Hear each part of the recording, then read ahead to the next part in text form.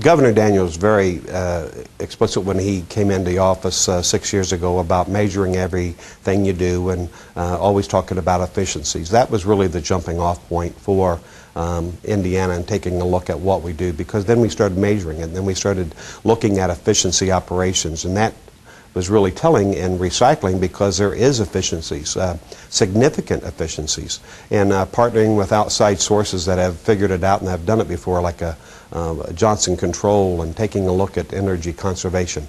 All that came about because we started looking at efficiencies and being more conscious of the dollar, and also looking at measuring output. So we realized that we were paying $6,000 a month for trash removal, and we realized, by doing this, we could reduce it to $1,500 a month and at one facility.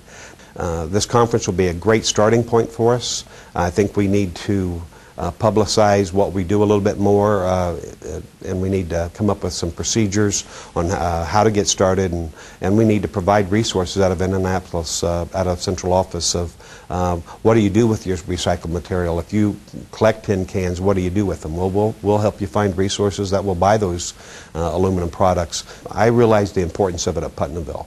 It's going to be my responsibility to make sure I sell that importance at all the other facilities. We have 4 biomass operations in Indiana right now. Besides the one at Putnamville, we have at Pendleton, Westville, and the State Prison.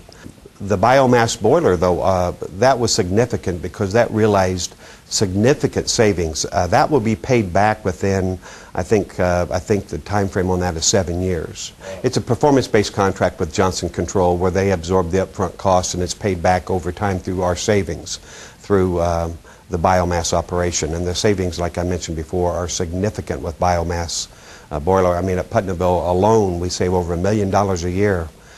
I think it's important getting the offenders involved. Inmate idleness is a problem in all of our facilities. I think the more you can get offenders to understand, to buy in, even though it's a time cut, they're learning something about recycling.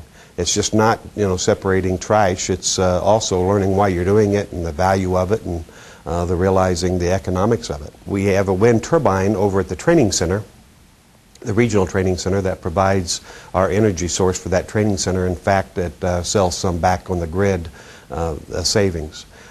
We used to use over 500,000 gallons of water a day. Now we're under around 200,000 gallons of water a day, which is still significant, but through energy savings initiative with Johnson Control, we were able to really reduce that amount. Plus, we're the kilowatts through energy savings, through the upgraded electrical lighting, etc. We were able to reduce the number of kilowatts that we use on the facility as well.